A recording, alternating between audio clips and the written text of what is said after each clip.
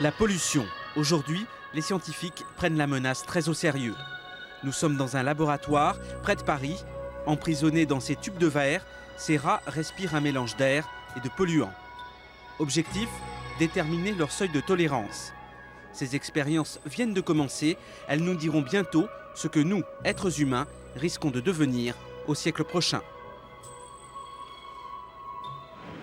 Paris, le périphérique, la voie de circulation la plus fréquentée de France, plus d'1 million de véhicules quotidiennement. Dans cet HLM vivent Thierry et sa compagne Valérie. Ils viennent d'avoir une petite fille, elle a 4 mois. À la cuisine, périphérique, poussière sans arrêt. On peut pas ouvrir les fenêtres, on peut rien faire parce qu'on sait tout de suite c'est tout noir. Enfin, moi je m'y fais pas, surtout l'été. L'été c'est l'enfer. Bah, l'été c'est la poussière et le bruit. L'hiver on n'a plus que la poussière. Parce que bon, les fenêtres elles sont fermées. Mais ça veut dire que la poussière passe... Mais de toute façon elle passe quand même, hein, elle passe quand même. Parce que bon, il y a des bouches d'aération quand même, quoi. Ça passe, mais moins. Pour les enfants, c'est terrible. Bah oui, surtout pour la petite, quoi. Elle est sortie en plus il n'y a pas très longtemps de l'hôpital, et donc il faut y faire très attention. Donc la poussière, tout ce qui est pas bon, quoi, pour elle, pour respirer. Et donc c'est mauvais, puis elle est toujours enrhumée. Voilà, vous voyez, quelques feuilles.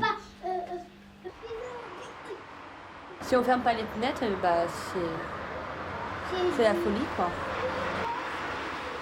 Vous pensez sans doute que s'éloigner des embouteillages, c'est trouver un air plus respirable. Ce n'est pas forcément vrai. Prenez le cas de la forêt de Rambouillet. Rambouillet, c'est à 50 km de la Tour Eiffel. En hiver, un bon endroit pour s'oxygéner. Au printemps et en été, c'est déconseillé. Quand un anticyclone se trouve au-dessus de Paris, sous l'effet des rayons du soleil, une partie de nos gaz d'échappement se transforme en ozone. Et cette ozone s'envole vers l'ouest.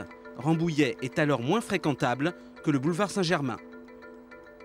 La pollution voyage et se dissout de manière uniforme au-dessus de nos têtes.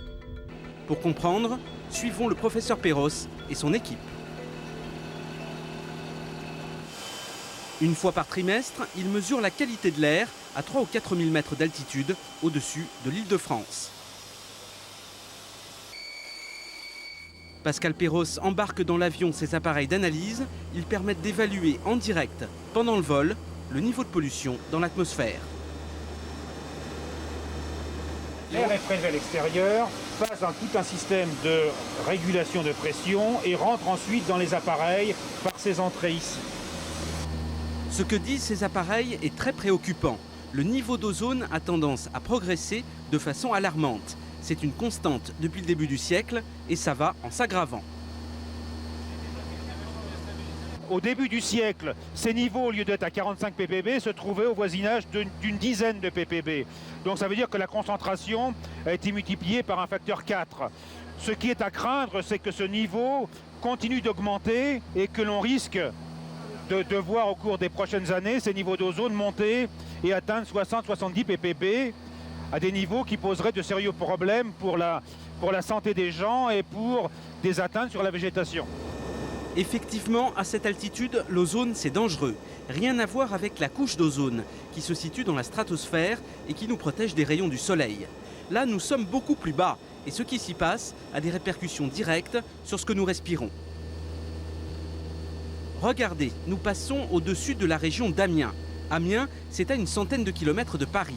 Eh bien ici, la pollution ambiante est la même qu'au-dessus de la capitale. Paris envoie ses gaz d'échappement sur la province.